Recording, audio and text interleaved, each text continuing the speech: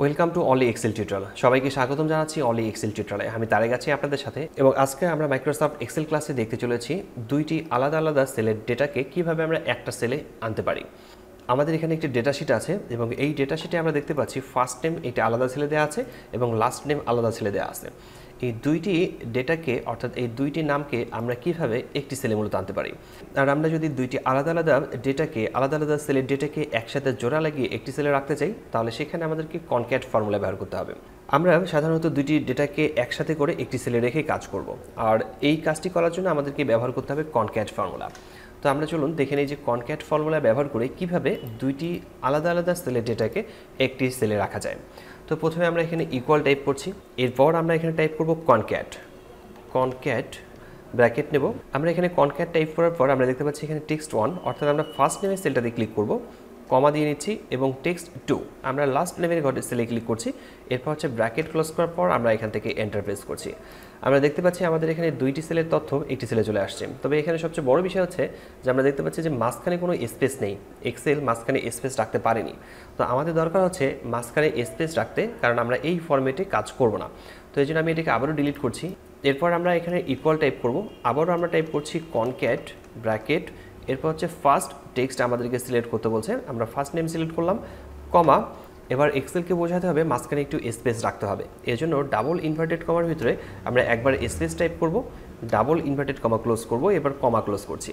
এরপর আমাদেরকে last নেমের সেলটাকে select করতে হবে, আর লাস্ট নেমের সেলটাকে সিলেক্ট করে ব্র্যাকেট ক্লোজ করার পর এন্টার প্রেস করতেই আমরা দেখতে পারবো আমাদের এখানে রেজাল্টটি শো করছে এবং এক্সেল আমাদেরকে এবার ঠিকঠাক রেজাল্টটি এখানে দেখাচ্ছে এবং দুইটি নামের মাঝখানে স্পেস দেওয়া আছে। তো এরপর আমরা যদি এখানে ডাবল ক্লিক করে নিই তাহলে নিচের দিকে রেজাল্টটি আমরা দেখতে পারবো। তাহলে কনক্যাট ফর্মুলা ব্যবহার করে আমরা দুইটি সেলের ডেটাকে আমরা একসাথে জোড়া লাগাতে পারি খুব সহজেই। এই কাজটিকে আমরা কনক্যাট ফর্মুলা ব্যবহার করা ছাড়াও করতে পারবো, আর সেটাকে অ্যান্ড সাইন ব্যবহার করে। এর জন্য আমরা এখানে ইকুয়াল টাইপ করছি, ফার্স্ট নেমের সেলটাতে ক্লিক করব, এরপর আমরা এখান থেকে অ্যান্ড সাইন ব্যবহার করে কমা দিয়ে নিচ্ছি। এবারও আগের মতো এক্সেলকে বোঝাতে হবে মাঝখানে একটু স্পেস রাখতে হবে, এর জন্য ডাবল ইনভার্টেড কমার ভিতরে আমরা একবার স্পেস টাইপ করে কমা দিয়ে নিচ্ছি। এরপর অ্যান্ড সাইন ব্যবহার করার পর আমরা লাস্ট নেমের সেলটাতে ক্লিক করে এন্টার প্রেস করব। এরপর ইয়েস লেখাতে ক্লিক করলেই আমরা আমাদের রেজাল্টটি দেখতে পারবো। তো এখানেও রেজাল্টটি ঠিকঠাকভাবে দেখাচ্ছে। তো আমরা যদি এখানে ডাবল ক্লিক করে নিই তাহলে এন্টার সেলগুলোতে আমরা দেখতে পারবো সবগুলোতে রেজাল্টটি শো করছে।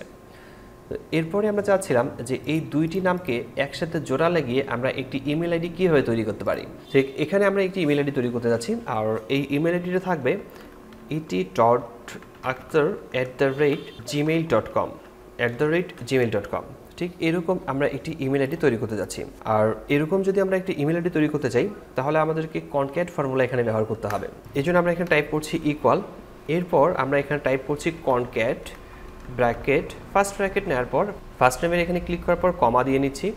এরপর ডাবল ইনভার্টেড কমার ভিতরে full stop, double inverted comma close, comma দিয়ে নিচ্ছি। এরপর আমাদেরকে লাস্ট নেম সিলেক্ট করতে হবে, লাস্ট নেমের সেলটাতে ক্লিক করে কমা দিব। কমা দেওয়ার পর আমরা ডাবল ইনভার্টেড কমার ভিতরে আমরা এবার টাইপ করব @gmail.com। এরপর ডাবল ইনভার্টেড কমা ক্লোজ করে ব্র্যাকেট ক্লোজ করতে হবে। এরপর কিবোর্ড থেকে এন্টার প্রেস করলে আমরা দেখতে পারবো এই দুইটি নাম মিলেই এখানে একটি ইমেল আইডি তৈরি হয়েছে। এরপর যদি আমরা এখানে ডাবল ক্লিক করে নিই তাহলে আমরা দেখতে পারবো সবগুলো সেলেই এই ইমেল আইডিগুলো অটোমেটিকলি তৈরি হয়েছে। তো এই কনক্যাট ফর্মুলা ব্যবহার করে আমরা খুব সহজেই যে কোনো আলাদা আলাদা ডেটাকে একসাথে জোড়া লাগাতে পারি। তো বুঝতে পারছেন কনক্যাট ফর্মুলাটা মাইক্রোসফট এক্সেলে কতটাই ইম্পর্টেন্ট আমাদের কাজগুলো করার জন্য। আশা করি বিষয়টি বুঝতে পেরেছেন। কোথাও সমস্যা হলে কমেন্ট বক্সে কমেন্ট করে জানাতে পারেন, আমি প্রতিটি কমেন্টের রিপ্লাই করি। আজকে টিউটোরিয়ালটি এখানে শেষ করছি, দেখা হচ্ছে মাইক্রোসফট এক্সেলের নতুন কোনো টিউটোরিয়ালে। ততক্ষণ পর্যন্ত ভালো থাকবেন, সুস্থ থাকবেন। ধন্যবাদ সবাইকে, আল্লাহ হাফেজ।